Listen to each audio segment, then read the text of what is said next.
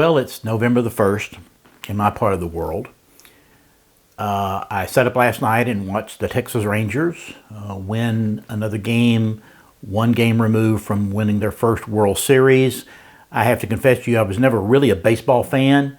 I became one somewhat while I was in Baltimore, just in self-defense, but I have evident reasons for being interested in this one because it's, a Texas team and certainly the Rangers. Last night, the first really cold weather has swept through our area, and we're expecting freezing temperatures tonight. So that's just a little snapshot of the world.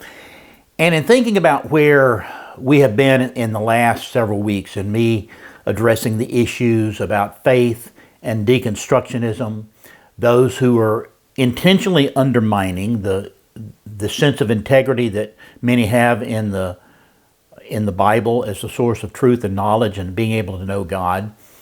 And while I continue to do my reading, I'm currently reading Dethroning Jesus. Some of you may have seen that post on my personal Facebook page.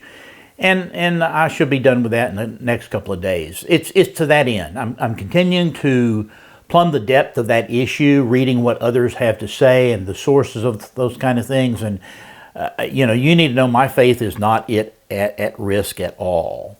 I'm trying to understand and process all the variables that go into the decisions of others as to why, after so much time, they have abandoned the faith, no longer believing the integrity of Scripture. And I'm trying to distill that down and make sense of it so that when I speak to it, I speak informed and thoughtfully. But I thought that today would be a good time because of what's going on internationally and primarily in Israel, the war on Israel. That, while we're 12 hours removed from them, so when you and I get up in the morning, they're seeing the end of a day. And I watch those news reports with the same interest and concern and with many of the same questions that some of you have. Now, many of you are engrossed in eschatology, thinking about things to come and the things outlined in the Bible, and wondering whether this is the beginning of the end. And I have to say to you, it will be when it will be, and our speculations about it don't contribute anything helpful to that. But I thought that there are some variables about this that are important to us if we claim a faithful relationship with Jesus.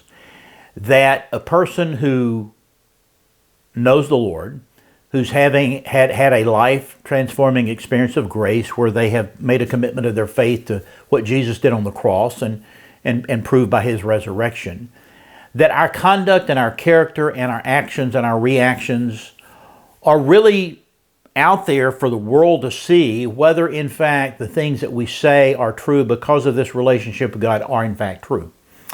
And yesterday, I read an article. I'm going to read the whole of it to you because I found it interesting and intriguing. We know that Mike Johnson was elected as the Speaker of the House. Most of us had never heard of Mike Johnson. We'd watched the drama of the previous weeks of those coming and going and debating about who would be and who was not and who would run and who would not get voted in. And I just sort of watched it comically. It's like a big boys club. And there are things about it I don't know, and things about it I don't want to know. I just know that it's not a spiritual environment. And so when Mike was elected on the first ballot, and I began to read about him, I was really surprised. Out of all the things that are taking place in our world that I look at through the lens of Scripture, this is one of those. That I admit to you that I have been pleasantly surprised, not at the breadth and the depth of the vitriol towards Jews and Israel as a whole that we're seeing taking place in college campuses in our country and in other places, but in the amount of support that Israel as a nation has actually garnered. That so many nations are saying they were attacked without warning, without provocation, and they're simply defending their right to exist. So I was surprised by the breadth of support that they have. Now, it's to be seen how long that support actually lasts. So within the framework and the fact that, whether you know it or not, Christianity is always on trial. if you claim to be a born-again, an evangelical Christian, then you are on trial because Christianity's on trial. And so I read this article. This was from Fox News, written by Gabriel Hayes, dated yesterday. And this, I'm going to read the whole of the article because I think it's germane to our conversation today. Newly elected Speaker of the House, Representative Mike Johnson, Republican Louisiana, responded to liberals and those in the media trashing him for his Christian faith Tuesday. Johnson, an evangelical Christian who has proudly invoked his faith in God and said the Bible is his worldview, since being elected as the new speaker, responded to MSNBC host Jen Psaki, HBO host Bill Mayer, and others who trashed him for his faith, saying the attacks don't bother him. Good for you, Mike. Quote, media wasn't always so friendly to someone with a Judeo-Christian worldview. And in your case, some of the things that have been said, Politico interviewed a historian about your worldview, and this historian said you're a Christian nationalist. It comes from that of Christian supremacy. Fox News, Kayleigh McEnany said to Johnson.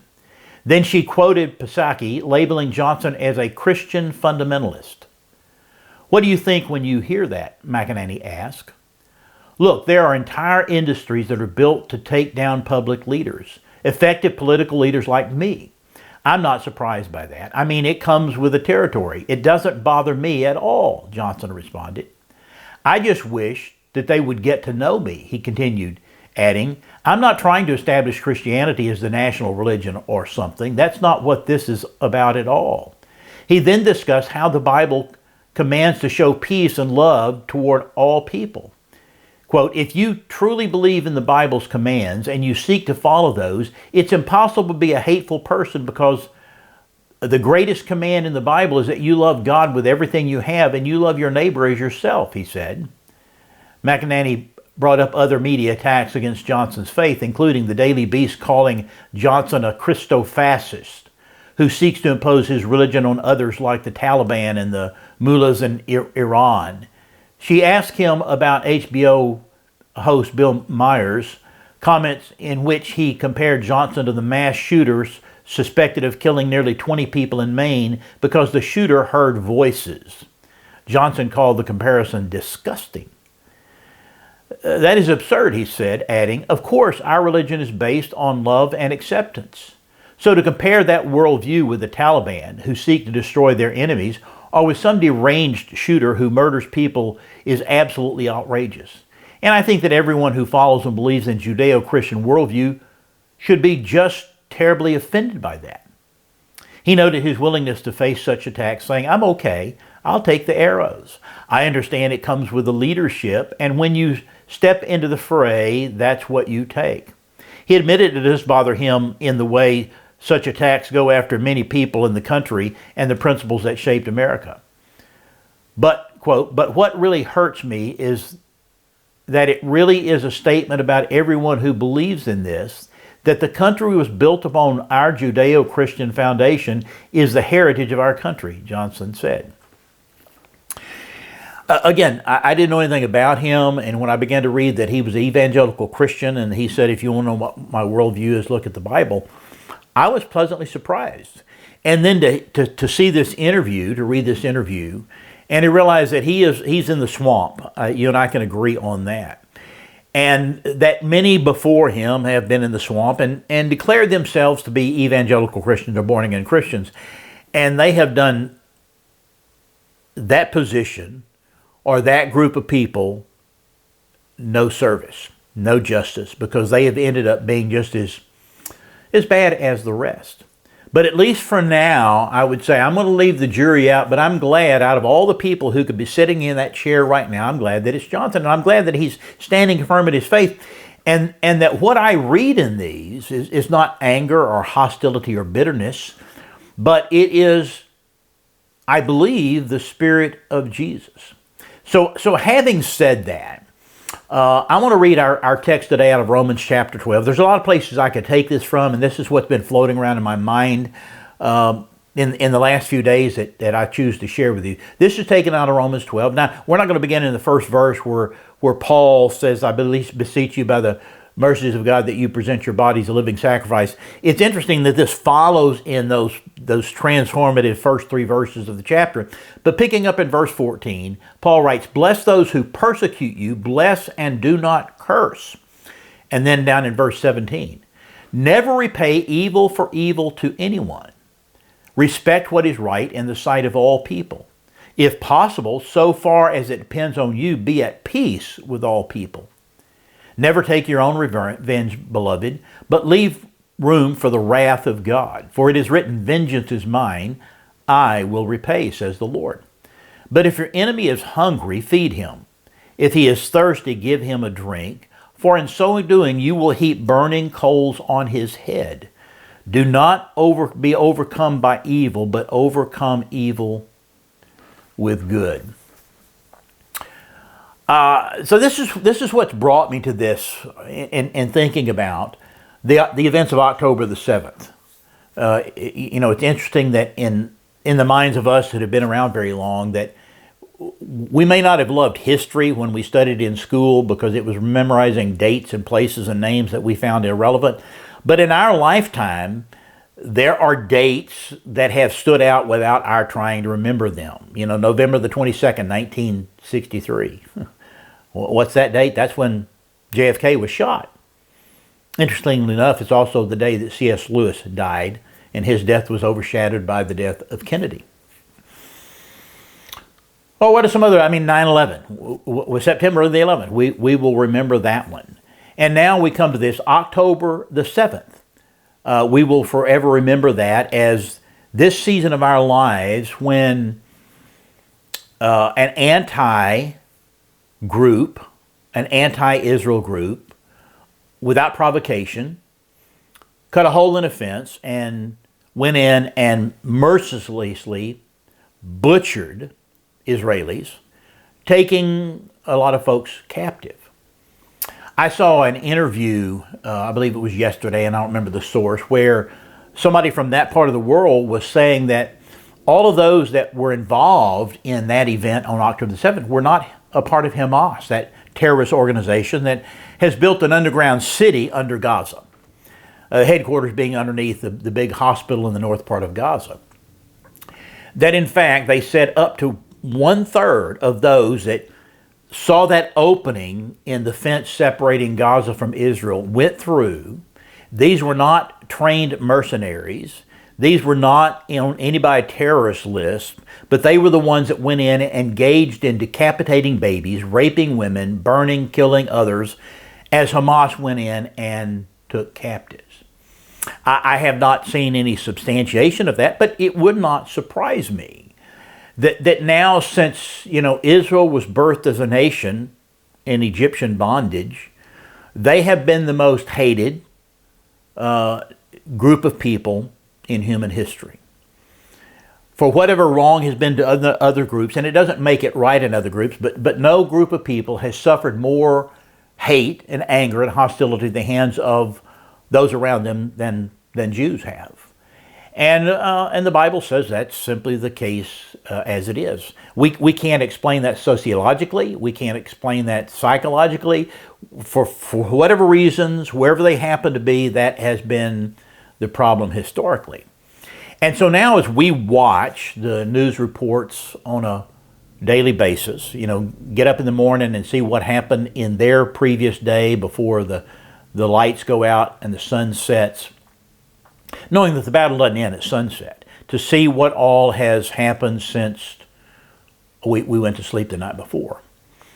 And in that framing of this, by so many, to my surprise, that Israel has every right to defend themselves. They have every right to say enough is enough. Until Hamas is completely eradicated, we will know no peace. I like the fact that one personality on TV said, for those who are calling for a ceasefire, why don't they stand up and say, just Hamas, lay down your arms and we will have peace. That would be completely true. There would be no more bombing if they came out And of course, I've told my wife and some others that, Israel should take a chapter out of the Old Testament. So whether it was Jehu, I think it was Jehu who went after Jezebel, and he got to the city wall, and she looked out all dolled up, and rather than go down and tear down the city, he looked up and he says, who is really for us? If you're us, throw her down. And a bunch of eunuchs got together and threw her out the window. And then he ran over her with his chariot. There are other cases when somebody in attacking a city in pursuit of a military leader got to the city and really gave them the option. Either I can come in there, or you can give us the enemy's head with or without a platter. And the body or the head of the perpetrator would be thrown over the wall. I think Israel could certainly do that. So there are enough of you Palestinians that aren't about this. Just go find the bad guys and throw them over the wall, and we'll be done, and we'll go our way. We'll restore power and utilities and help you rebuild your nation. But again, in the midst of all this, that while we hear those testimonies of folks saying Israel has every right to defend themselves, I know, and you and I both know, that there's a current in all of this that is a current that we all have to deal with. It's a part of our fallen nature. And that is this desire, this intense interest in exacting revenge. When we have been done wrong, then we want it to be tit for tat. We want somebody else to pay as much as we have paid. And it's something instinctive, and if we don't intentionally address that, then that becomes a reflection of who we are. And then we start rolling out all of the excuses for why it is okay to do so. And then we read these words of the Apostle Paul, which aren't any different from the words of Jesus. When Jesus said, you've heard it said, hate your enemies. But I say to you, love your enemies and pray for those who hate you and spitefully use you. And the Beatitudes, one of the great Beatitudes is, blessed are what? The peacemakers, for they shall be called the sons of God. Now, there's a whole lot of misconception that I want to speak to. And knowing that I'm not going to resolve this to everyone's satisfaction, but I think it's imperative that we at least think about these values and these truths, if in fact we don't just claim to have a relationship with Jesus, but we want to be a reflection of Jesus. Knowing that, everything is on a spectrum somehow. That's the case of all things. On one end of the spectrum is those who will justify, they will first rationalize, then justify the reactionary revenge factor. When something has been done wrong, we will say that a person is justified in acting out whatever that happens to be. And we see that in some of our most famous movie stars, whether it's Liam Neeson, exacting revenge, or whether it's the Die Hard movies with exacting revenge. We cheer for the hero to get the bad guys, and we love seeing that. It gets us going, it gets our adrenaline pumping, and we go, yeah. And then on the other end, we have the portrayals historically in Hollywood of people of faith being very sheepish. They would be the portrait of the Amish, whether you've been to Pennsylvania and see these very quiet, peaceful people who by law are exempted from military service because they don't feel it's right for them to pick up arms and take the life of another person. And so we have these two ends of that polar spectrum, from those who say it's justified to those who say it's never justified. And the answer lies somewhere between. A distinction has to be made between personal actions and personal choices and those that are engaged by a governmental authority.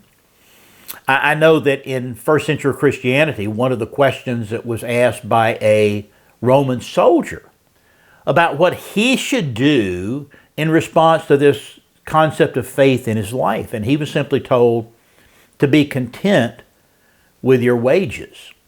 Now you extrapolate from that and say, well, out of all the things that he could have been told to become a conscientious objector.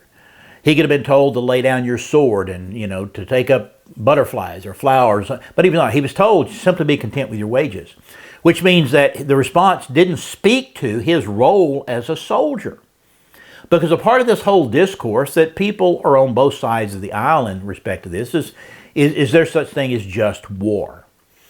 If we look at Old Testament history and what Israel did during their long lifetime and even up until now, then we would come to the conclusion that under the name of God and the purposes of God and the plan of God, there is such thing as just war.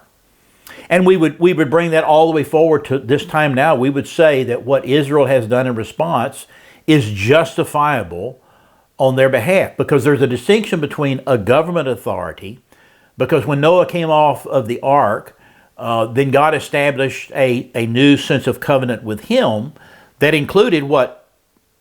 Corporal punishment.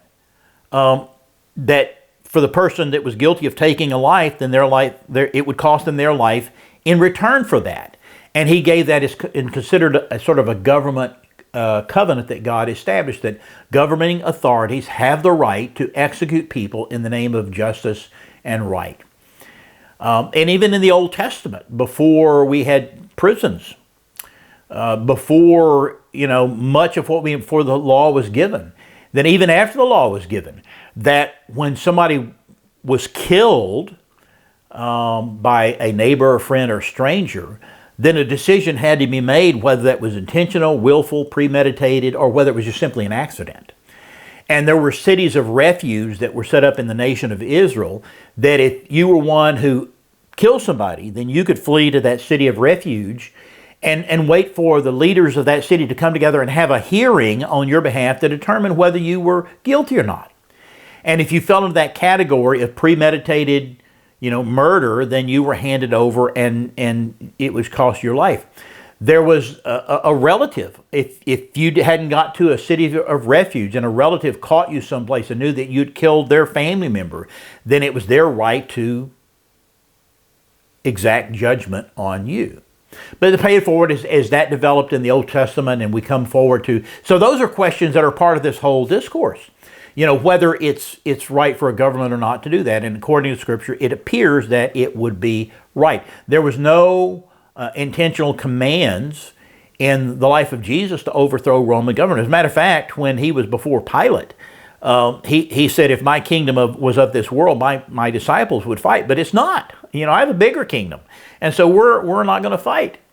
Somehow you have to factor in at the Last Supper when Jesus was trying to groom his disciples for what was coming. He told them they needed a sword. And they said, well, we've got one. He said, that's enough. You'll have to go read the commentators as to why they think that was the case, because the only thing that sword was used for was to try to exact revenge, and for which they was rebuked. Peter, count on Pete, Rocky, to have that sword. And when Judas brought that cohort of religious leaders into the Garden of Gethsemane where Jesus had been praying, the other disciples had been sleeping, and they all came out with torches in the middle of the night, Judas, kissed Jesus, and then Peter pulled out the sword and he took a swing and he cut off the ear of the high priest servant Malchus. One of those interesting footnotes in Scriptures that we got the guy's name. This wasn't an unknown. This was somebody whose name we knew. And what did Jesus say? He said, no, put away your sword. Put away your sword. And then he healed the guy's ear. Now, if you've heard me before on that text, you know that I believe that Peter wasn't looking at lopping off the ear of anybody. I don't think that Malchus was the target of his vengeful actions. I think, actually, he was after Judas. And quite often, it's like in professional football. When a flag is thrown after a play is over with, it's not the first person that reacts and hits somebody. It's the second person, because they're the one get caught. I think quite possibly that Judas saw it coming and he ducked. Malchus didn't see it coming and he started to duck, but he didn't quite make it all the way and it cost him his ear. But Jesus put it back on. So, you have to factor that all into the question about appropriate response for people who claim to be Christ followers. Because then you take these words of Paul, take the words of Jesus, and he says to bless those that persecute you. Bless and do not curse. And never repay evil for evil to anyone. And he cites, really a passage out of Deuteronomy where the Lord says, vengeance is mine. I will repay. And in the middle of all this, he said, as much as in you is, live at peace with all people And don't take your own revenge, but leave room for the wrath of God.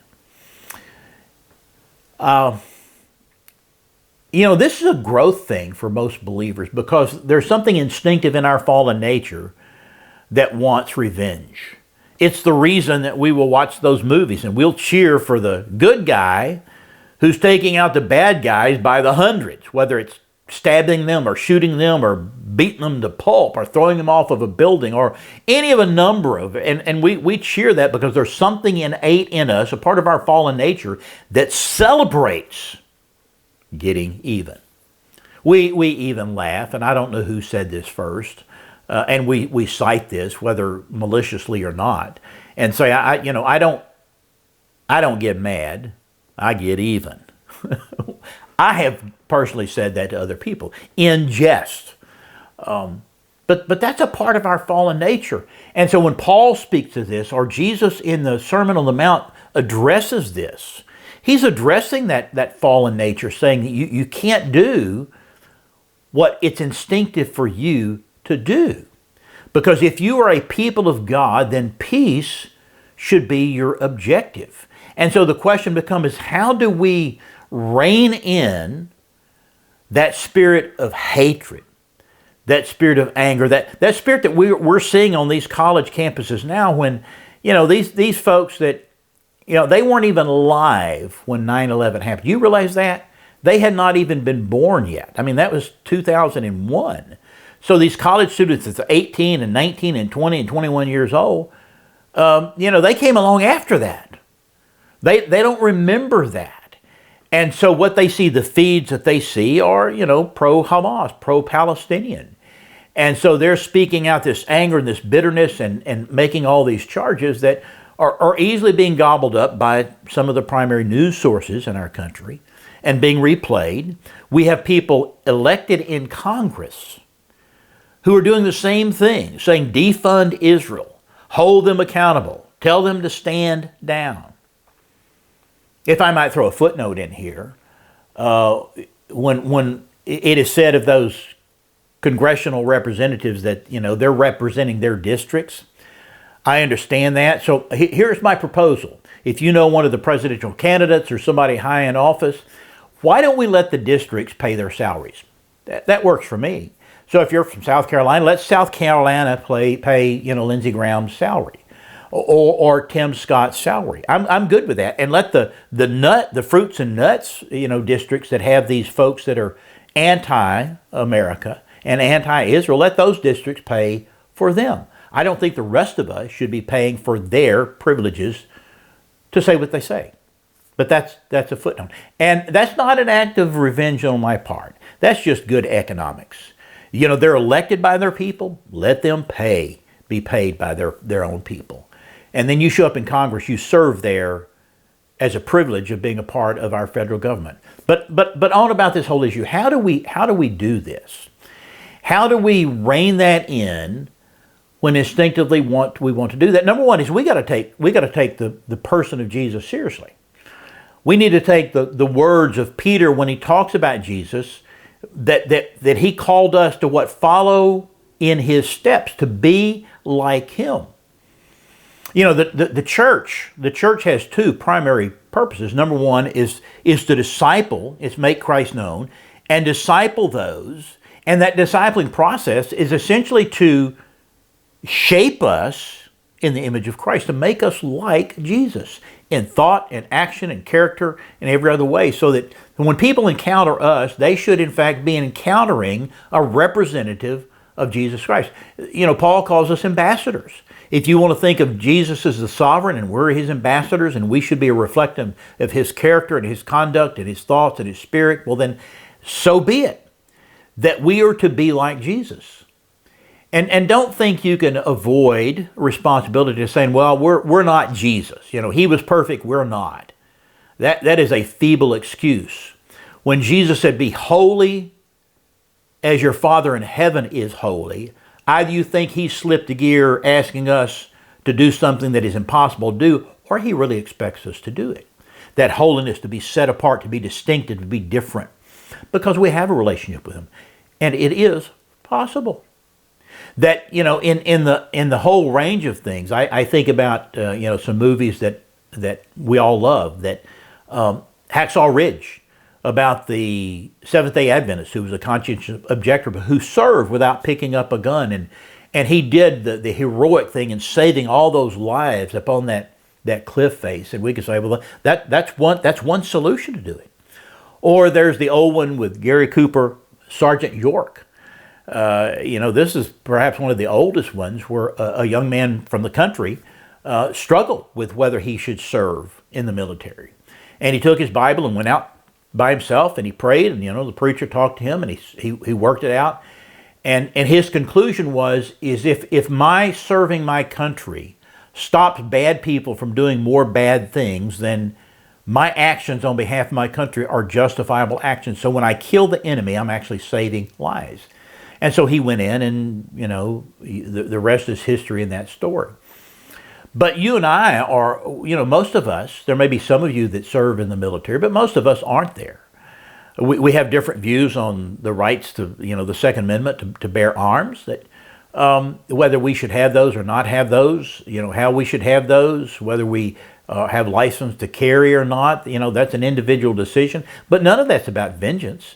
It's about providing security and protection for our family, because this is one of the things that gets lost in these conversations of those who would want to trash a Mike Johnson and say, well, if you really believe those things, then you would be anti-war, you'd be anti-retaliation by Israel, you would be, which is not accurate. Because out of all the things, when Jesus talks about if somebody strikes you on one cheek, then turn to them the other cheek, is not to imply that you owe them the first cheek to start with. Now, indulge me in my processing this, because you know that I'm perfectly capable of tying your mind in knots over this kind of reasoning. That when you have Saul, who became Paul, and because his joining the enemy of these New Testament believers and preaching the gospel, he became hated by his own countrymen. And what did he do on one occasion, at least that we know of? He escaped in a basket through a window in the wall to get away.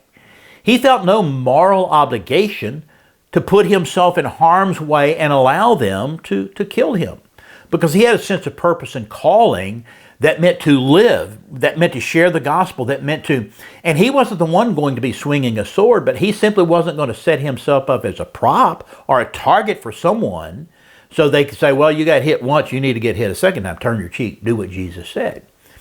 And it doesn't speak to the issue of the rightness of protecting other people, starting with our own families.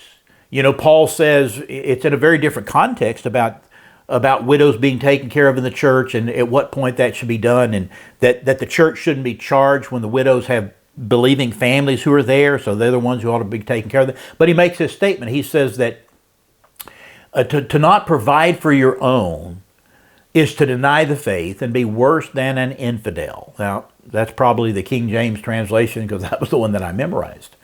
And so even in those words, this is Paul saying these words, but this is Paul saying in that context that every believer has a responsibility for the care and the safety of their own family, their own children.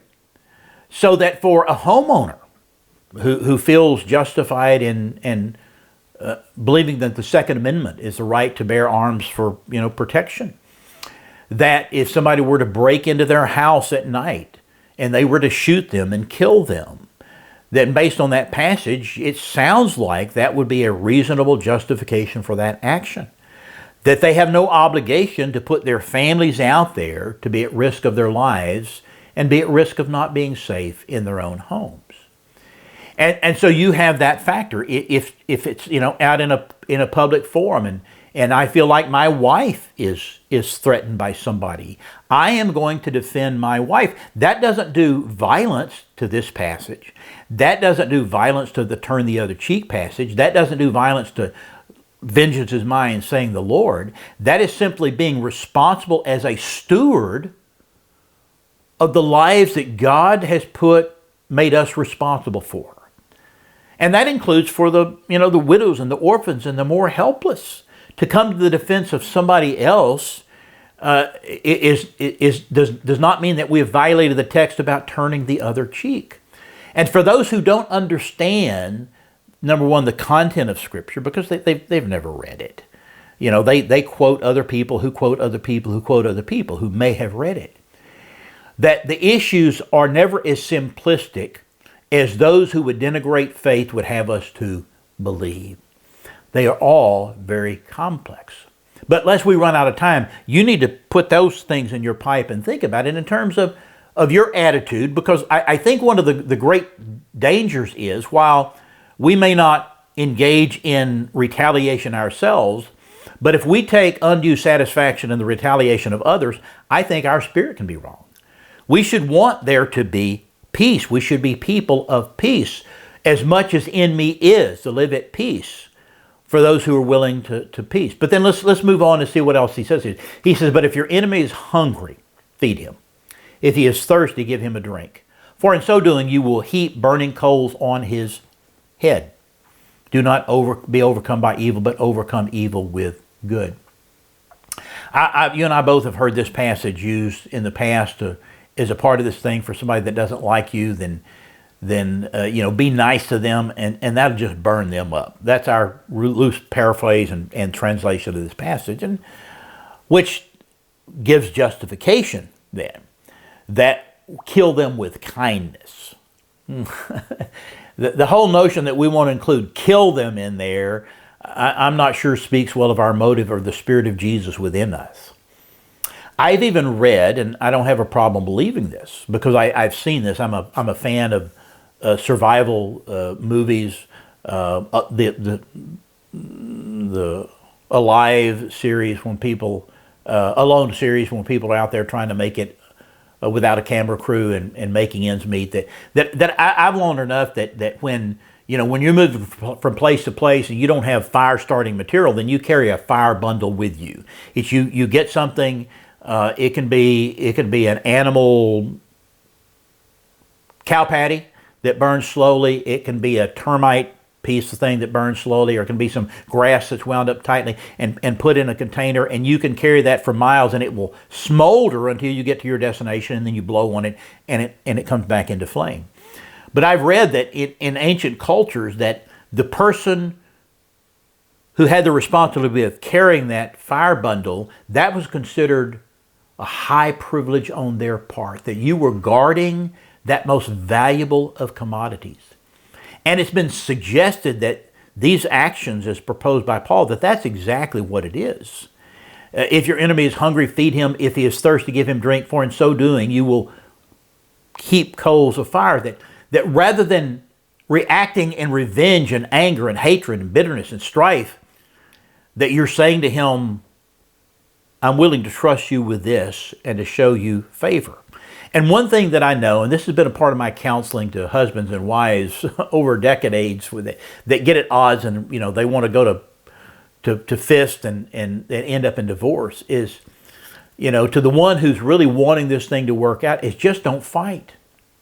If you choose not to fight, despite what the other one says or does, it really is not very satisfying to them to unload on you when you don't respond in kind. It just sort of takes the gas out of their engine, and it's just no fun. They simply do not want to do that. So here we are in this day. My challenge to you is to go back and examine the life of Christ and the teaching of Christ, and what he would have you to do in terms of your attitude towards revenge and vengeance. That take the responsibility that's yours for protection of others, to guard your own heart and your life, not put yourself at risk, but not assume that you are in no position to offer a defense in your life and to those around you. Pray for the peace of Jerusalem. Pray for the resolution of this. I'm with you. And whatever happens is going to happen. If this is the beginning of the end, then so let it be. But let you and me be a reflection of the true character of Jesus, that people can't point to us and go, there you go, that's just another Christian who's all talk and no action.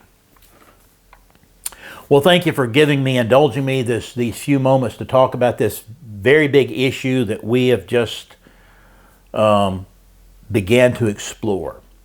And hopefully this will be a benefit to you as you encourage others, as you pray, as you live your own life and figure out what's right and what's wrong for you. Continue to pray for us as we explore God's opportunities for this ministry. God continues to put us in connection with people in ways that I would never have anticipated, and I'm grateful for that. I do want to hear from you. I'd like to hear your responses and your comments. For the few of you that do that, I'm very grateful, because I just want to know that I'm not wasting my time, and yours too. So write to me at this email address, and I'll be glad to respond to you. And for those of you who support our ministry, that make possible the very equipment that we're using to this end, that you can give electronically, we appreciate that. We're a 501c3 organization, which means this is a tax-deductible contribution, and it will be gratefully received and put into service. If you're old school and want to simply write a check and drop it in the mail, make it to Church Rebirth Ministries Incorporated at this mailing address, and sooner or later it will get to us courtesy of the Postal Service. Pray for us. Let us know how we can pray for you, and we'll look forward to next week.